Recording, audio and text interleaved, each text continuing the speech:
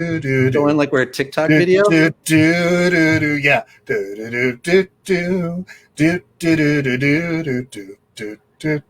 I've always wanted to do a TikTok video. So I appreciate that you doing that with me, Chris. Oh, that was too good. Yeah, so that was that. Sadly, that wasn't TikTok. I was just notified. Just if everybody, welcome to the interview that we've got here tonight. This is Chris from the Charity Board Gamer. We are going to be doing something special. We've got Tim here from Thunderworks Games. We're going to be talking about role player adventures. We're going to be talking about all things Tim, and we're going to be talking about the Boys and Girls Club of Dane County and why that is so important to Tim. So, yeah. And of course, Hamilton. We might talk a little bit of Hamilton. I don't know why. I don't know anything about it. Something happened. But I found out I was supposed to send a bottle of champagne and only green M&Ms to Tim, and I only sent the purple Skittles. Right. So I feel like I made a mistake. But one other thing that we're going to be doing tonight for anybody that's watching, if you're currently watching, we are going to be doing a giveaway of cartographers thanks to Thunderworks Games. So this isn't the one, but there is. Oh, that's one not the one. Oh, that's not it. Sorry, you're not going to get that copy. No, this is mine. No, so you don't want this one. This one's got mileage on it. So, so the one thing that we are going to ask is if you want to go ahead and enter this right here on the little chat thing. If you can, go ahead and do a hashtag adventures. Just put hashtag adventures. And I'll repeat this maybe once or twice throughout the thing. You will need to be here for the rest of the interview, of course, because I'm not going to award it to somebody that's like, oh, I want to win this thing, and I'm just going to hop off right now. No, that's not how these things work. Anyways, my interviews don't go that long, and if you feel that they do, I'm sorry. So, all right. Well, let's get into some of the fun. Get into the fun. So, Tim, tell us a little bit about yourself. Tell us a little bit also about what got you into board games. Mm-hmm. Well, before we start that, let me ask you, Chris, when did you and I first meet in person? We met PAX Unplugged last year. We sat down. I was going to do an interview. I did an interview. Yep. You were teaching lockup. Yep. And I remember that. And then I went back with my video footage of that interview, and I was like, oh, gosh, this is crap.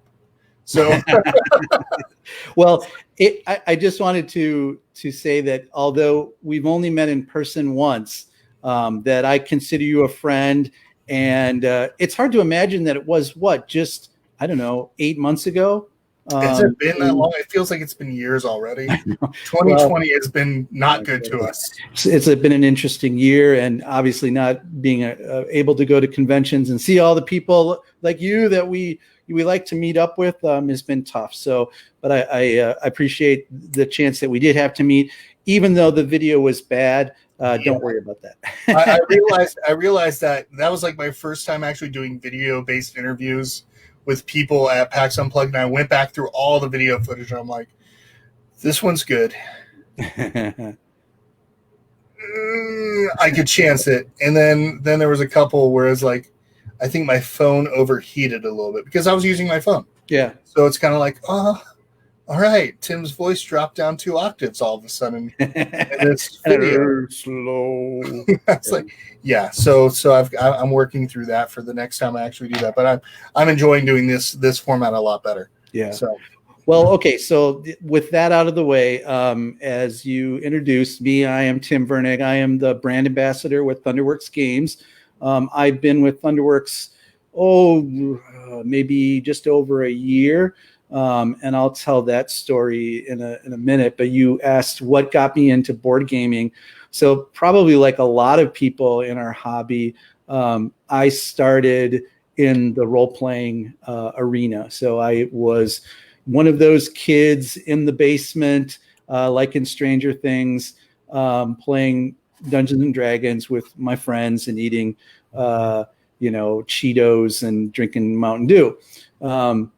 And so obviously as my adulthood came in, I didn't really have as much time for playing games. Went to University of Wisconsin here, then went overseas and worked. And so I really didn't play very many games at all. But when I returned back to the States, and this was about the time that Dungeons & Dragons was released, the 5th edition, and I started playing again because I remembered how fun it was, and really wanted to get back into it. I obviously enjoy interacting with people, and enjoy role playing and enjoy the improv aspect of it. So that was a lot of fun. But when I would go to the game store and DM these games, I saw people sitting around playing board games. And for me, board games were just, the ones you played as a kid, Monopoly and Risk and Clue. And I remember. Wait. You're saying that there's things other than Monopoly and Clue? Right, exactly. In fact, I remember having the first version of Stop Thief, which Restoration Games re-released. I had my parents bought that for my brother and I for Christmas, and I wish I still had it because those of you who know Stop Thief, you might, if you Google it, you'll see there was a device in it that looked like a like first generation cell phone in it that did all the sound effects, and it was amazing. If I still had it, I'd probably be worth some money, I guess. But anyway, so when I saw those games and they looked really interesting, and people seemed to be having a good time playing them and interacting with each other, and so I just wanted to try some games, and so started playing board games. I don't even remember the ones that I played first, but boy, I just dove in feet first and really got into playing them. And then, as you probably know or can tell, one of the things that I really enjoy is talking with people, and I've done that a lot in many different aspects of my professional life. So the next step was to be able to go to conventions and to meet people and teach games to people. And so I did that for a few years with Stronghold Games, and did the booth for Steven and his team, and really enjoyed that. But at the same time, here in Madison, Wisconsin, where Thunderworks is located and I live, I would go to our local game store, and Keith Mateka, the head, the creative mind, the mastermind behind Thunderworks Games and Role Player and all the Role Player universe, has a little meetup where he play tests games. And so a lot of designers will come in and play test their games. So King Klenko lives here in Madison. You probably know King Klenko from all of his various games that he's designed. And Kirk Dennison, who just did Rurik, Dawn of Kiev, and Gearworks before that. So there's other designers here. And so they would get together and play test games. So I would just go and, just try out games and see what they had. And one day after we were done, Keith and I were just hanging out in the store. And, I think the conversation went something like, hey, you really like talking to people about games and teaching them the games and really getting excited about it. And, that's not something that I necessarily really want to do. I just want to, design the games and concentrate on the business part. Why don't you, maybe you want to do that for me? So that's kind of where that started, as I remember it. So that's kind of the beginning of my sort of role as brand ambassador. I like brand ambassador because it's more than just marketing. I'm not an artist. I don't do graphic design. I don't do ad layout. Sadly, those skills pass me by. But what I do is have a lot of passion for sharing our games and talking to people about our games. So that's what I do. Normally, I like to do that at conventions and to meet people in the booth and to demo games for all of the fans and new fans. But sadly, this year we haven't done a lot of that, obviously. So we've had to sort of maneuver to a new arena and do more online stuff with online conventions, which are great. I mean, they're exciting because there's so many people that normally couldn't go to a in-person convention because they can't travel or they can't get off work, but can participate in the evening online from the comfort of their home. So it's worked out pretty well. But it's been a challenge and a change to try to pivot to that. But we're learning, right? Oh yeah. Yeah. What are and speaking of the virtual thing? Have you all been planning anything for Gen Con virtually this upcoming Gen Con? Yes. So we are going to have some scheduled events at Gen Con Online. We had planned some things for Origins Online, which was canceled, but we do have our titles on Tabletopia, so we have the option to use that. They're also on Tabletop Simulator. So I'm going to be running some events live from Thunderworks headquarters during Gen Con online and various other things. So we hope we'll still get a chance to show people. It won't be the sheer numbers that we can do in the booth, but it is still out there. So yeah. No, I do have to say the one thing I've enjoyed about these virtual cons is that people or families that are not able to normally go to a Gen Con or afford to make a trip to PAX Unplugged or, Dice Tower or even BGG, they now have the ability to get a chance. I mean, it may not be the exact same as touching the physical components, but I do like the aspect that, just even a couple weeks ago, we were able to enjoy, I think it was VGC, which was, I think, BGG and Dice Towers type of online convention. And we got the chance to play games or teach games to people. Yeah. And that's kind of nice. I mean, there was somebody from across the country who, could not be able to make that kind of a trip here in the States because it costs a lot to fly overseas. Yeah. But for them to be able to actually, sit down at their own home computer, be able to do that. And I'm curious to see when convention season finally gets back in full swing, if we'll continue seeing some of these virtual things alongside it to encourage the people that are not able to physically or even financially be able to attend. Right. Yeah. And look at just like what you've done, Chris, with your channel on Facebook Live, running the Cartographers games online. And there are so many of the games that you can play online. Games like Cartographers are perfect. We consider this to be sort of one of the games of the quarantine, right? Because so many people were playing it on Zoom and as long as you sent the PDF of the map to all 50 of your friends, everybody could play, right? So you ran it real easy. Just use your camera and show the cards. So it's real simple. And so that's been exciting to do that. And you're right. I think as conventions evolve, that's a new area. Maybe someday we'll see a situation where maybe we'll have people at the table and then some people virtually at the table at the same time. Wouldn't that be cool? Well, I like that. I like that idea. I think that's kind of neat. I don't know if we'll get to the level where somebody will be actually at the physical booth as an avatar, so to speak. Yeah. But, I mean, that'd be kind of neat. It'd be like, all right, what do you want me to do? Hold on, you're in my ear. Okay. Here. I want the Chris Goodlet avatar at every convention, okay? Oh, you can do virtual interviews. I mean, if that lets me go to conventions all the time, by all means, I would be glad to. But gosh, the cost of being able to make it to a couple sometimes can be crazy. I think the ones I've been to have been ones within an 8-hour driving distance at the most. Anything more than that.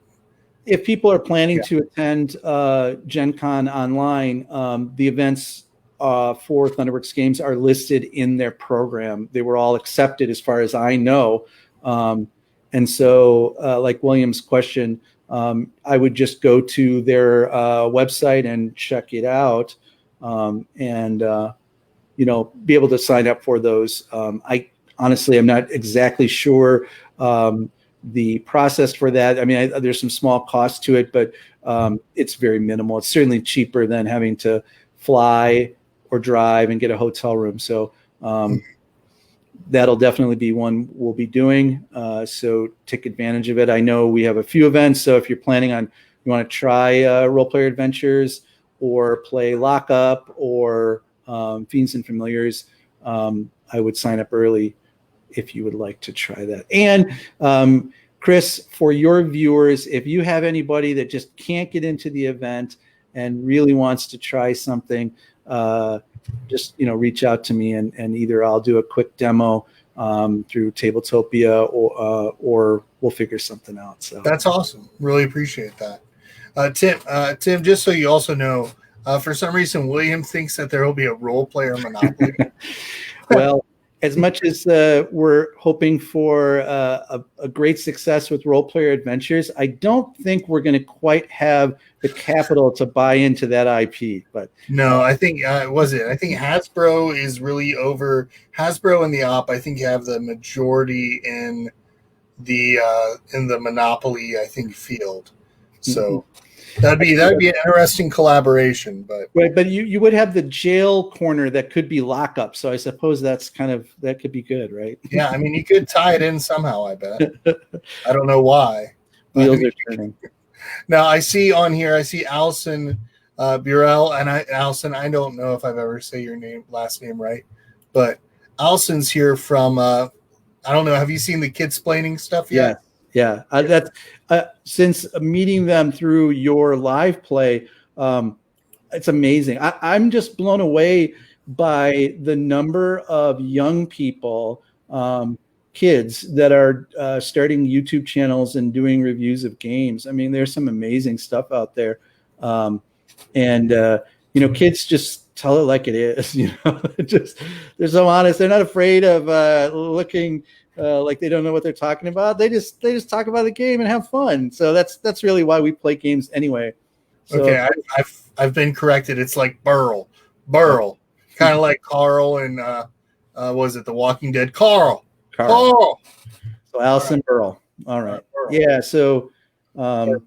All right. Yeah, I think Allison, we all would like to go back to going to conventions, and hopefully that will be sooner rather than later. But when it's safe to do that, and we can all handshake and give hugs and be together, and we can reflect on con cred as just that nasty cold you get rather than something more nefarious. Yeah.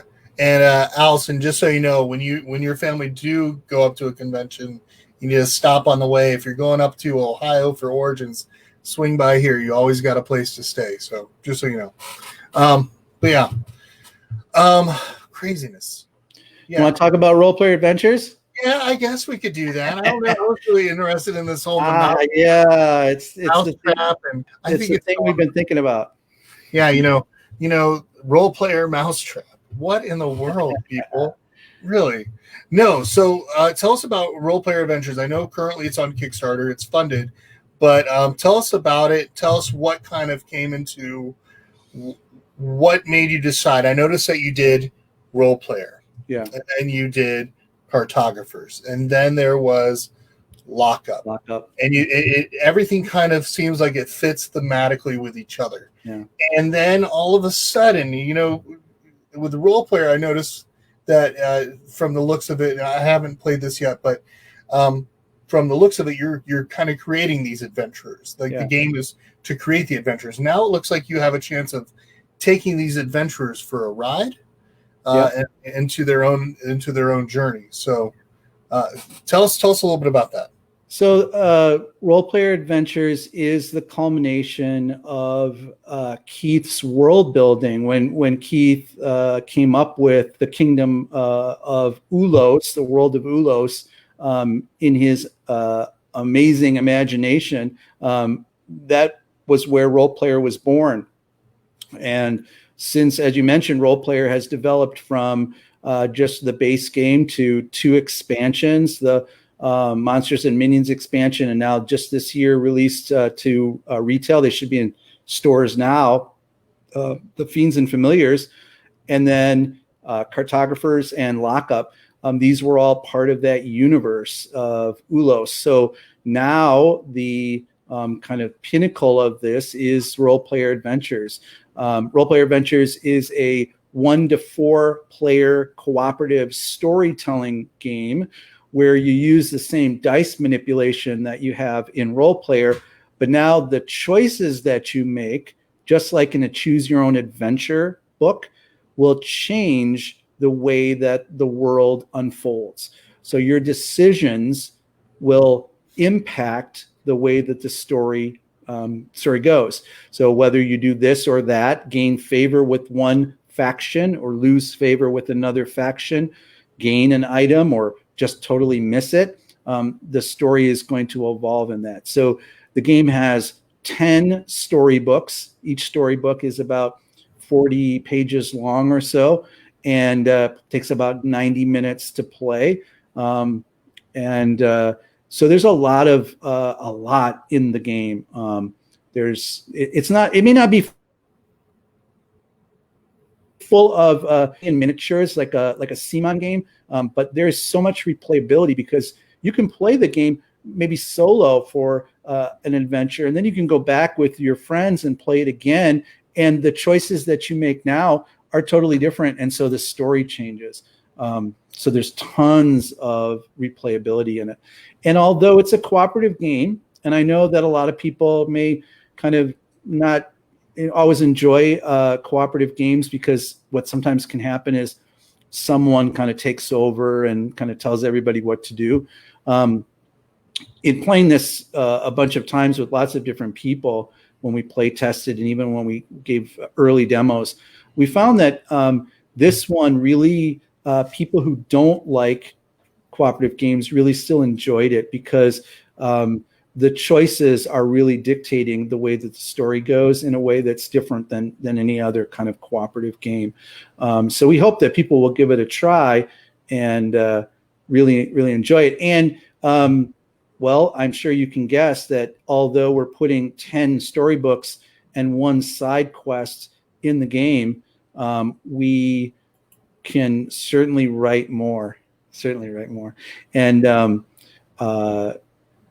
James and Peter Ryan, the writers for the adventures, two brothers, both university professors, and are amazing storytellers. So they took the world that Keith designed and the items and characters and creatures and put them into this world. And let me tell you, without spoiling it, I think it is as rich as Tolkien's Middle Earth, to be honest. Nice.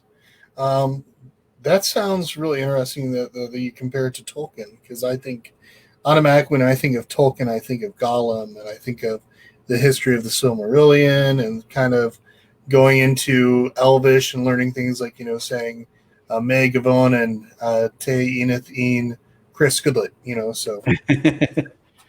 Yeah, and this, of course, is just not, I mean, it does take aspects of different kinds of genres. It's not just high fantasy. There are constructs in the game which are basically sort of steampunk robots.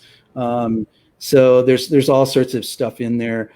So if you played any of the role player games or expansions, you sort of know kind of the stuff that's in there. And this just takes all those and fleshes them out. If you could, like, when people would play role player, and I've demoed role player and the expansions, I don't know, countless hundreds of times. And when people are really getting into it, I can see they're sort of telling the story in their head, where they're looking at the character with the backstory and the motivation for what they're doing, and they're creating this sort of storyline. And Role Player Adventures is going to make that even more impactful and rich and in depth. So that's pretty neat. I am excited now. When you're saying, so we've got 10 books almost with 40 pages each. So we're talking about 400 pages of lore and story, and just all that put together. Are you going to have them as separate books, or are you going to? Okay. Yeah. So go on over to the Kickstarter page, and there are pictures of the books. And for those of you who are older, I guess we can say, like me, who kind of remember the old D&D days, you will recognize these storybooks of looking very reminiscent of those early kind of modules for D&D. That was slightly intentional, but sort of just kind of evolved that way. When we put them together, we're like, boy, they remind us. It looks like something. And sure enough, they reminded those old TSR back in the day, original TSR modules before Wizards of the Coast turned them into really fancy hardcover books, which are great. But yeah, they're separate books, and they're each bound with a full color cover, and so it's going to be like a rule book, high quality paper. That's the 10 adventures. Plus, there's a side quest.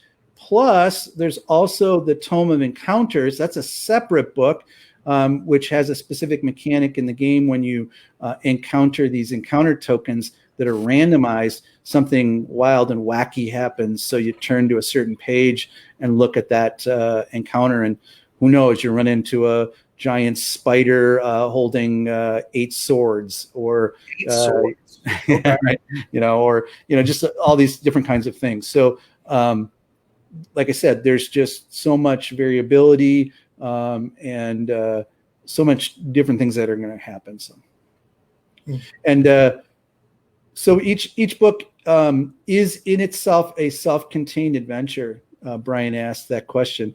It is a campaign, but and you play them in order. But the rule book we intentionally designed to have a way to add or subtract players as you go along, because that's really the toughest part about playing a campaign-style game. I know when we've been playing Lord of the Rings: Journeys to Middle-earth back before quarantine with our group, sometimes somebody wouldn't be there, and then you were stuck because you had this character that was already in the campaign. So somebody would just have to play them for that particular day or session.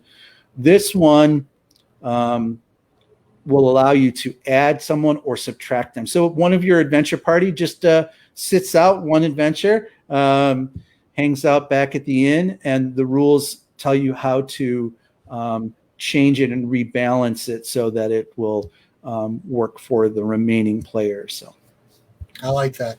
What have been some of the stretch goals that you all are working on? Let's see here. Yeah. So we've already unlocked a lot of stuff, and it's all really cool stuff. So one of the things that we have unlocked, other than some kind of component upgrades, is a custom insert and a removable tray. We have a gentleman here, Dan, who is I guess, for lack of a better word, a genius at these insert designs. So he has put together some 3D prototypes that we tested, and we love it. These inserts are great because they allow you to set up the game quickly, store everything nice and neat, and get everything in the box. Because if you're like me, if you don't have a set place to put stuff, you basically, in frustration, throw all the cardboard out of the box and just jam everything in there. So this one doesn't have any, 100 minis to put back, but, there's place for the cards and the tokens, and there's a lot of cards, and then the dice, of course. So that's one of the stretch goals that's already unlocked. One that we are pretty close to, I hope we'll get in the next day or two, is the game already comes with 5 pre-generated characters. We're going to add 5 more. So if 5 weren't enough, you will have 10, including everyone's favorite, the King Penguin character, which is fun. You can play basically a penguin race, which a lot of people enjoyed in the role player Monsters and Minions.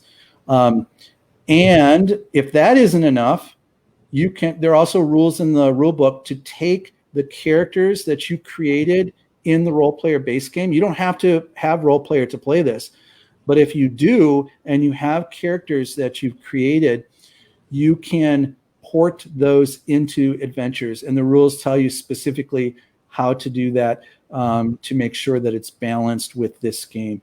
So you can do that. Yeah, I think William just asked that question in the chat room. About how do you avoid this massively overpowered character? And the quick answer to that is the rules balance it back out. So there's a range that if you had between this number and this number, you'll only have this for that stat. So yeah. And Georgia, you're right. We don't ever want to add exclusives. Keith's philosophy, and I agree with it wholeheartedly, is that everyone should have a chance to get the game that he designed. It shouldn't be something that you get exclusive stuff. It doesn't mean that we won't do some promos and stuff like that, but the base game out of the box should be the same one for the campaign as it is retail. But the difference is with Kickstarter, you get a better deal and you will get it sooner than if you get it in retail. So you can wait to retail. We don't care. We're glad you buy it whenever you buy it. We want you to enjoy the game. But if you're excited about it, you get it on the Kickstarter and get it before everybody else. And then everybody will be jealous when you start posting pictures. Yeah, I wholeheartedly agree with you about that whole exclusive thing. I think sometimes the exclusive thing is to somewhat encourages people to buy it, but at the same time, I think that if I'm looking at this game, if I'm going to support it on Kickstarter, I'm supporting on Kickstarter because, one, it's a better deal at the time, right? Like what you just said, and two, it's something that I believe in and that I want to go ahead and spend my money on. Support the publisher to create it. Yeah, you're absolutely right. Yeah. And like I said, I mean, it doesn't mean we won't do some promo stuff, which we've always done in the past too, like with Cartographers and with Lockup and with Role Player, but we've always made those available to the public eventually. So like we've done some stuff, like we did some promo cards for the Tantrum House Kickstarter. And that was a great way for us to support what they're doing. And to get people to pledge to support their channel. But also, once that's done, those are things that are available. We did that with Man vs. Meeple, same thing. These are available for the public to buy eventually, but being able to get it sooner, that's, you want to get it before everybody else, right? Yeah, Steven said this too. And Steven, you're exactly right. We're supporting the creators. I mean, yeah. we want this content. If we're not supporting them somehow, then later on we're talking about maybe 500 games that are sitting on a shelf. Yeah. And then they're like, well, I guess nobody liked it. So now they're not going to come out with that next Kickstarter. They're not going to come out with that next item. I know some people have kind of balked at the price point a little bit. I mean, this is an expensive game. I get that. And, but if you really think about it, first of all, the price of games, like everything, has gone up. Yeah. And a lot of people looking at the price point and saying, well, like a CMON game, I'm not getting this whole slew of miniatures in there. And you know what? First of all, I should just, as a disclaimer, I'm not a miniatures person. I don't paint. I don't mind them. I like playing with them, but they don't matter to me. They're not like the most important thing for me. But what you're getting in Role Player Adventures is a lot of content written by a lot of people. And so there's a lot of artwork in there. There's a lot of creativity. So this is there's a lot of value for that. And these creators, should be paid fairly for what they're doing. And we don't price the game so that you can't get it, but, you're supporting the creation of the content. Yeah. And Steven said it great too. Some games would not make it without Kickstarter. I mean, a lot of publishers, this is how they find out if their game's worth selling and going to retail with is with Kickstarter. Because if it's not going to do it on Kickstarter and then they send it instead to a place like Target or Walmart, it's going to be on the clearance rack within a week. Yeah. I mean, it's what happens. And we did Cartographers without doing a Kickstarter. That was just a pre-order. We've done that before too. And that works out in some cases. But obviously a big project like this, it takes the resources of the Kickstarter to be able to do it. So, I love Cartographers. I actually have. There's your map. Yeah. Yep. The one where I think I did horrible. I did 87, and then I think somebody did 100 and something, and I was just kind of like, okay, yeah, good, yeah, thanks. That's the great thing about Cartographers is no matter how many times you play it, every time is a new challenge, right? It's like you think that you're getting better at it, but then you have that one game where you're like, I just don't know what happened. Oh, I think that was my first game. I think I did 42 points. Yeah. Which was, or I think it's 42. I was just kind of like, ugh. And but luckily I did it with color pencils. So yes, that always makes it better. Yeah, right. A lot of fun with color pencils. When you get done, and even though your score was low, if it looks really beautiful, then it goes up on the fridge, right? You say, "Hey, Mom, put this on the fridge." Oh, you're not going to believe it, William. Just so you know, we played Cartographers a different day. Tim had to go a little later, but I know. Yeah, but yeah, we actually played. Loser donates to a charity of the other. That's not bad. That's not bad. I like that idea. So the only problem with that, William, is that because Chris and I both believe in donating to charities, we're going to both compete to lose. Yeah, seriously, seriously, I would do horrible. Oh yeah, Allison. We know Allison after playing that game. Her and Daniel and Jared and Peyton. I think that a majority of their posts on Instagram have been a lot of cartographers. I think there was even one this morning that they posted about cartographers. But yeah, as soon as we got done with that stream, they went out the very next day. I think was it the day before Father's Day? I think. Yeah. Around that time. Yeah, so it was the day before Father's Day. And yeah, they went out Father's Day. I think they bought it immediately, or they bought it right after the live stream. So yeah, but the boys love it. So. Well, this will be a bit off in the future, but I want to tell Allison that after watching the videos, Kidsplaining videos, I have you on the list for when a certain future project relating to cartographers comes out. So we'll leave it at that. But I have you on the list of reviewers, previewers. We'll figure something out when that comes. So let's see here. Was it Steven says? Let's see. Yes, Chris says why you would do bad. Yeah. Oh, thanks, Steven. Yes, that's exactly why I would do bad. That'll be our excuse anyway. Yep. And then Allison, yep. No, the boys bought it for her birthday. That's it. That's great what birthday present. But yeah, they've been playing it, I think, a crazy amount. So yeah, definitely great family. We'll definitely go to the Kickstarter web page on Kickstarter. Maybe you can throw it up somewhere, Chris. Link to it. Go to the Kickstarter page real quick. I am on Kickstarter right now. Check it out. And I'm just this may not be the game for everybody, but I would just encourage you to take a peek at it. And there's like 10 days left. Think about it seriously. I'm biased, obviously, but I think you will not be disappointed. If you have fond memories of those choose your own adventure storybooks, or any kind of choose your own adventure, you're going to really enjoy this. This is all the goodness of Role Player with that adventure in it. So check it out. And then, well, do you want to? There you go. Yep, got the link up there now. So if you do want to click on that to immediately go to the Role Player Adventure site after, of course, the interview, don't go there just right now. That's wrong. That's so wrong. Oh, if you're going to back it, then yeah, you can go right now. Right now, yes, back it right now. I mean, hearing us talk is not as good as getting in on that deal. And I see we have the amazing Monique in here. Oh, Monique, yeah. You were never too late. We love having you. So let's see here. Before we start chatting about Boys and Girls Clubs, did you want to remind everybody about the giveaway one more time? Yes, about the giveaway one more time. Just so everybody knows, for the giveaway, if you want to enter the giveaway right now, go ahead and put #adventures, #adventures for a chance to win a copy of Cartographers from Thunderworks Games. Give me 1 second. I'm going to quickly step away for 1 second.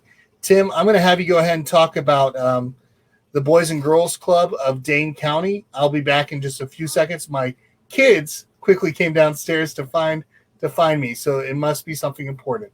So I'll be back in just a quick second. I'm going to put you on the main screen. All right. Just go ahead and have a nice chat, and I know he'll answer some questions as well about the charity. So give me one second here. And let me make sure I do the right one. There it is.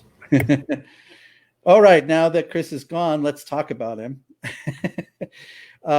So anyway, let's, as Chris said, let me talk a little bit about the Boys and Girls Club of Dane County, as that's one of the reasons why, Charity Board Gamer is around. And that was one of the things that when I first met Chris at PAX Unplugged in 2019, I thought was really cool, is that his whole focus is on gaming and also on supporting charities, and those are very important. We need to, as gamers, give back to our community, and to be able to participate as charitable people, right?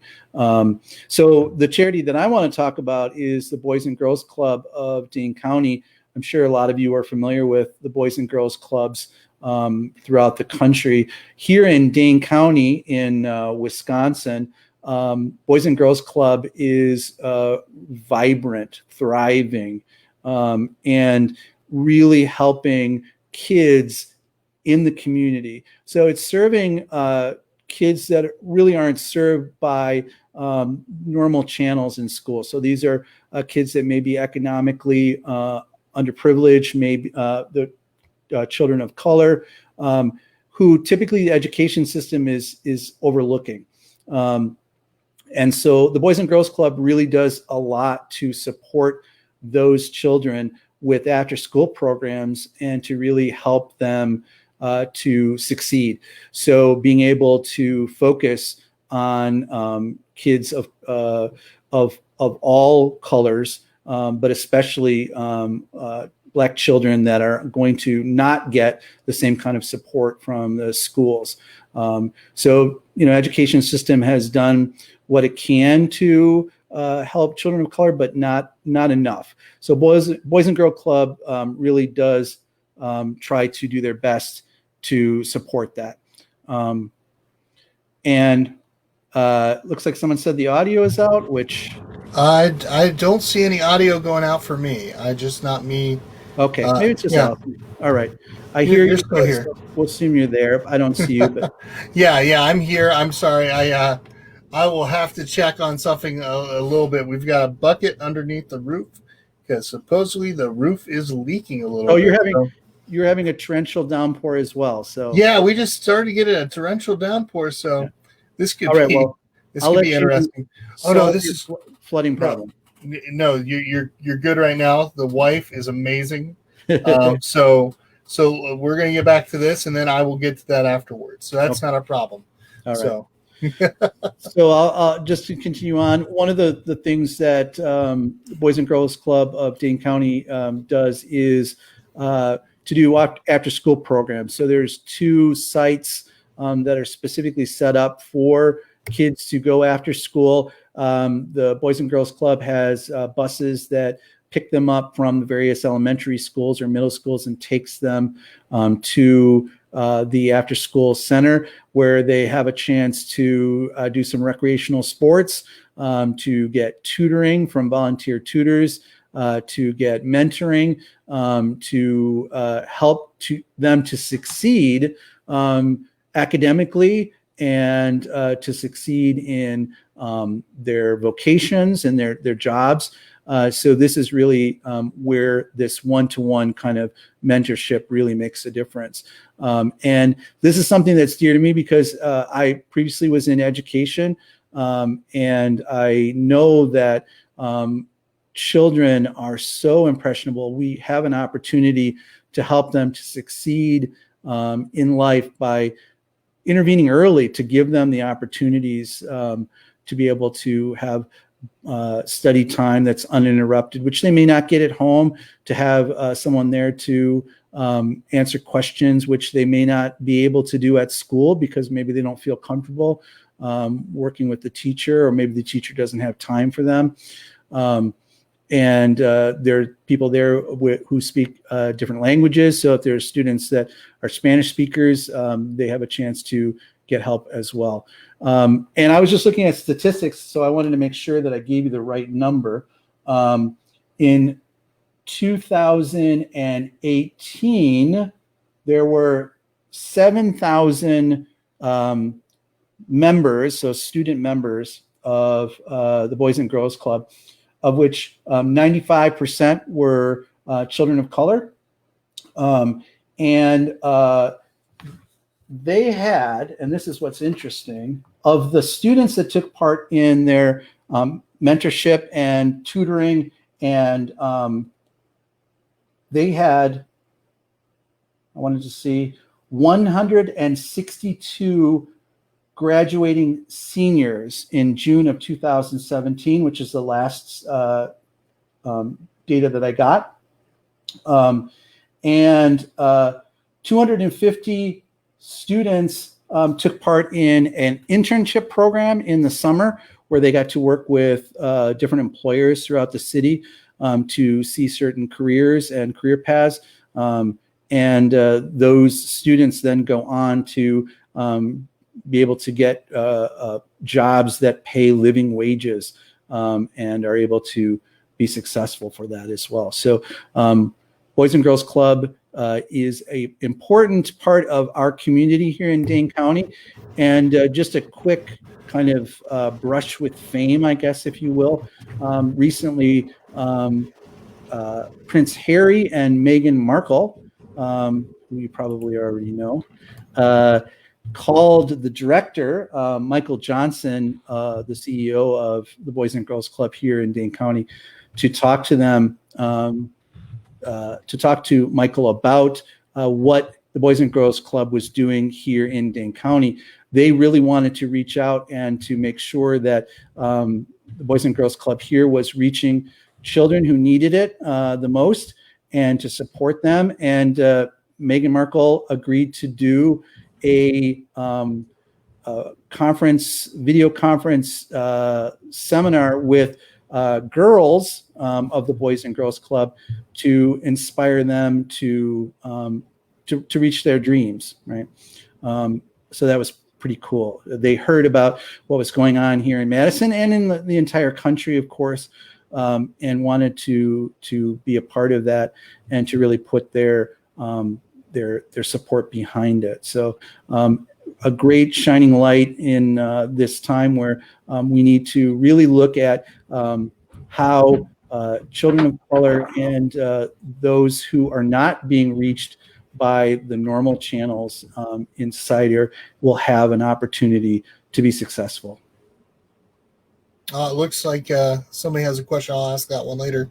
But yeah, no, I think it's great when organizations can help kids who may not be in the best situations or even the best neighborhoods or maybe low-income housing areas be able to find ways to make it out of those situations for themselves.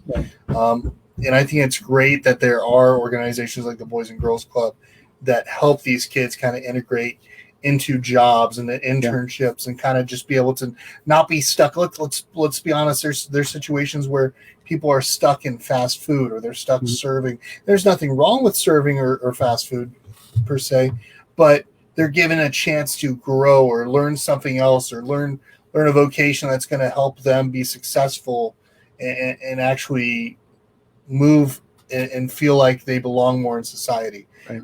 And that's so important. Yeah. And being able to give them the tools that they need to do that.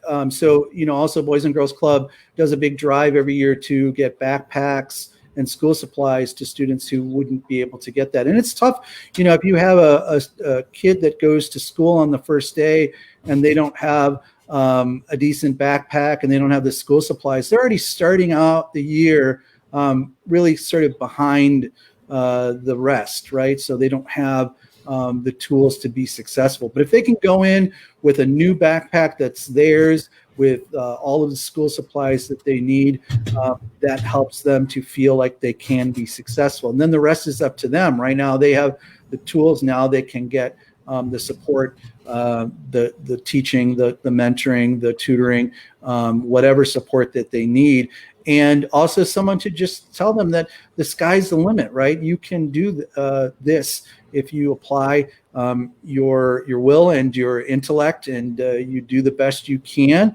And then to make those opportunities available to them. So reaching out to businesses and saying, we have students that really want to get into nursing or want to get into engineering, or want to get into education, and getting them connected with these businesses so that they can start and have that internship and see that this is something they can do. And that will help them to then see that I can do more than drive up at a fast food restaurant, I guess, or whatever, Yeah, I mean, and think about it. We're giving people a chance to make their own destiny versus being stuck in a situation that could look like an abyss from their position. That's big. That's very important. And so we've put in the description too a link to the Boys and Girls Club of Dane County. Thank you. You can click on that link, learn a little bit about it. There's other, of course, Boys and Girls Clubs that are out there in different cities and everything. Tonight, we want to really focus on the one in Dane County, though. Yeah. So if you want to donate towards it, please, there is links to it, if I'm correct, on the site where we'll have a donate button. You can click donate. Go ahead and do that. Also, if you are friends with Tim, he is currently running a fundraiser page on Facebook for the same organization. So you can click on his profile, go to his fundraiser, and go ahead and donate through there. It will go exactly to the same place. Your donations are tax deductible, which is great. So, that's always a plus. But the main thing is that you're actually giving towards good causes to help these kids find ways into society, to not be stuck in ruts, and be able to make something of themselves and give them a chance. I mean, a backpack, it may seem like something that is simple and easy for us to just immediately go out to the store and buy it. But there are kids that don't have them. Mm-hmm. There's kids that don't have pencils. There's kids that don't get their meals the way that they need to. They don't get breakfast. They have to wait for programs to be able to give them breakfast at the school. They have to wait for all these different things to be made available to them. Here's your way of being able to help them get that without them having to worry about where the next meal or the next backpack or the next pencils or the next job's going to be. And if you don't necessarily have to just donate money too. So obviously, if you have time, time is more valuable sometimes than financial support. So definitely volunteer. So maybe you want to take some games to your local community center or after school program, wherever that may be in your area, and teach some games to some kids, right? Spread the love of our hobby to a new generation. And sometimes, as we know, these games open up worlds for kids. They give them problem solving, negotiating skills, turn taking. There's so much good that comes out of gaming for those of you who have kids, So this is an opportunity to do that as well. So financial support, of course, is always important, but your volunteer time matters too. So that's always something that you should give if you have it. Yeah, it's a beautiful thing when we can be able to do that for other people. So, and it's very rewarding. It may not seem like it at first because you're giving of your time and you're sacrificing a little bit of yourself, but your small sacrifice is well worth the reward in somebody else's life. Yeah. Okay. Let's see here. Hungry Gamer dropped off for 10 games. Let's see here. 10 games to our local club around Xmas. Yeah, Hungry Gamer. That's awesome. And that's the truth. I mean, it means a lot. Like you can, like going and giving to the Boys and Girls Club, or going to an after-school program, or going into a library. Libraries. Yeah, library, absolutely. Libraries are a perfect example. Yeah. It's a free institution that people can go into and borrow, and who knows if they'll bring it back. I mean, I think I still have a book from back in high school. I know I have a book from college, I'm pretty sure. Please, college, don't come find me. You heard it here. They're looking for you. It was from my professor. I think it was Beethoven's. I think I still have Beethoven's Ninth Symphony.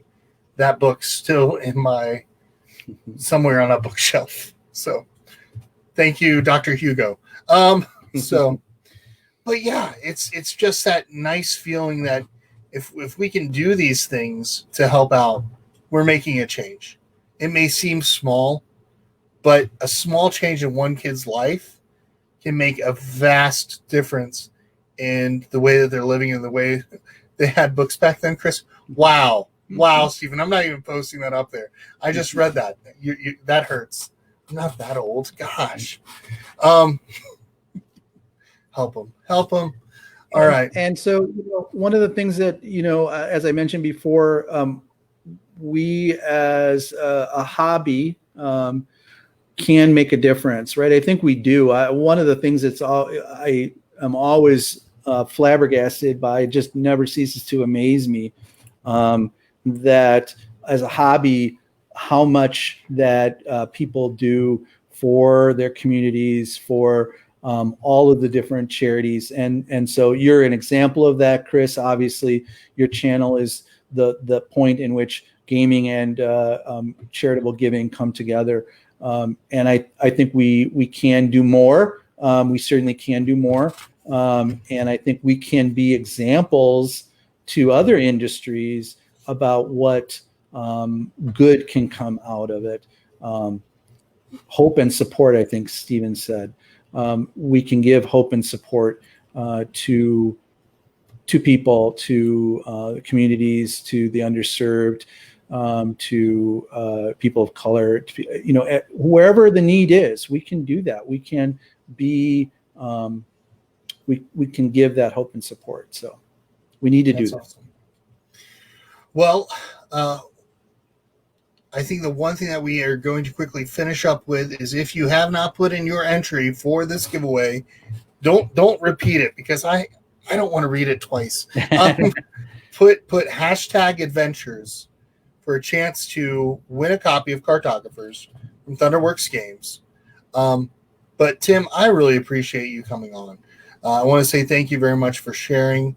I apologize for having to step away real quick. I'll probably, after we get off this, I'll be heading up to the attic and seeing what's going on. It out. Yeah. Oh, and it says Chris borrowed some talent blitz from Moses, and they have not been since. Well, I mean, they were originally supposed to be 20 commandments, Stephen, but we had to change it up a little bit, so it's 10 instead. So yeah. But yeah, it's been good just being able to have this kind of conversations and talk about these things. And I agree. There's so much more that we can do. There is.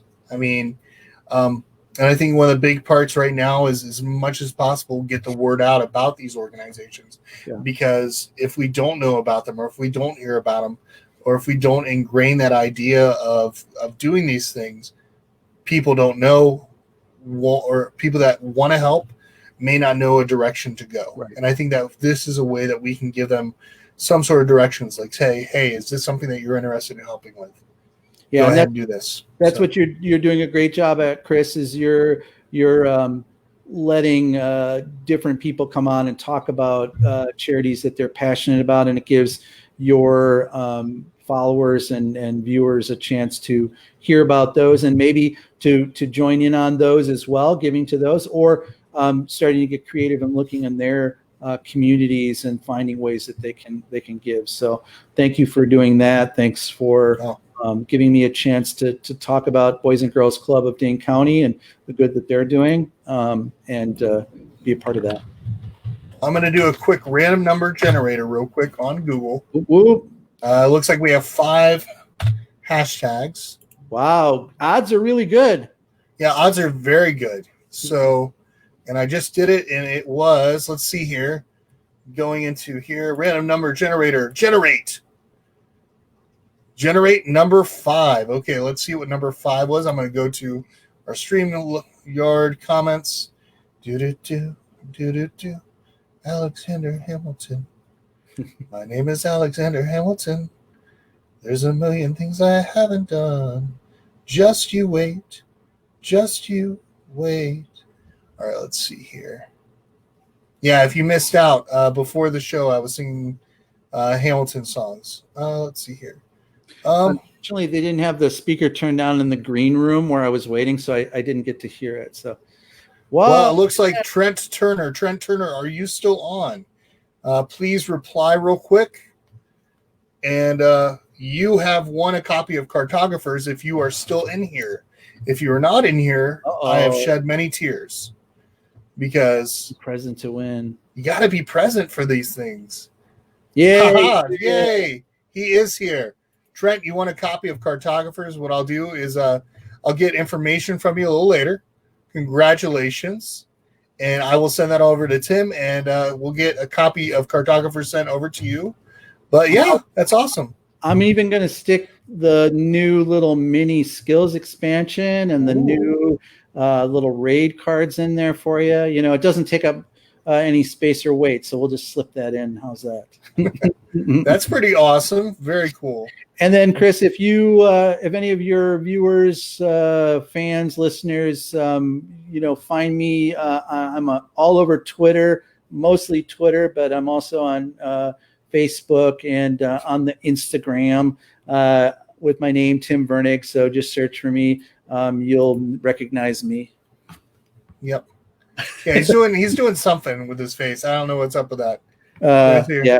The story with that was a picture that was taken by a friend of mine. We were playing a Call of Cthulhu game, and we were at some really tense moment, and he tapped me on the shoulder and whispered, "Tim," and I just turned and went, and he snapped the picture of it, and that sort of became the brand, I suppose. So very cool.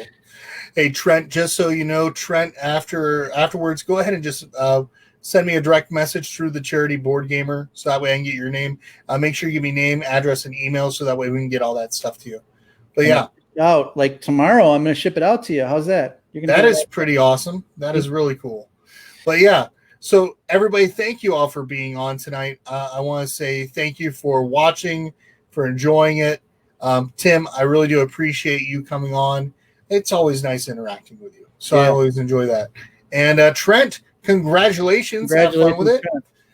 Don't forget, everybody, there is a link which is in the chat currently where you can click on and actually go to the Kickstarter page for Role Player Adventures. You can get that at a better price than you would get it at retail. So if you are interested in it, go ahead and do it. And yes, Stephen, I do think that for something for your live stream, I think for Board Game House would definitely enjoy doing something like that. I think that you all have the presence where you can make it a every Friday thing or make it a Monday thing or whichever you all decide. I know Wednesday is usually a Derek-less day, which maybe that might be a good idea considering he is not the biggest co-op fan after our last game of Thanos Rising.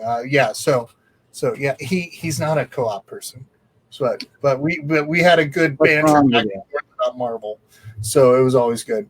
But yeah, and definitely click on that. Like I said, the other thing is click on that link if you want to help out with Boys and Girls Club of Dane County, or if you just want to be able to help out your local organization, Boys and Girls Club. Look it up, try to find out, see if there's ways that you can either donate games, give some of your time, make it possible. Always something that you can do. And come back and join us on Thursday. We're going to have another interview on Thursday with Katja Howitson, and we're going to be talking about a charity that she's interested in, as well as her board game calendar. So, Tim, thank you very much for coming on.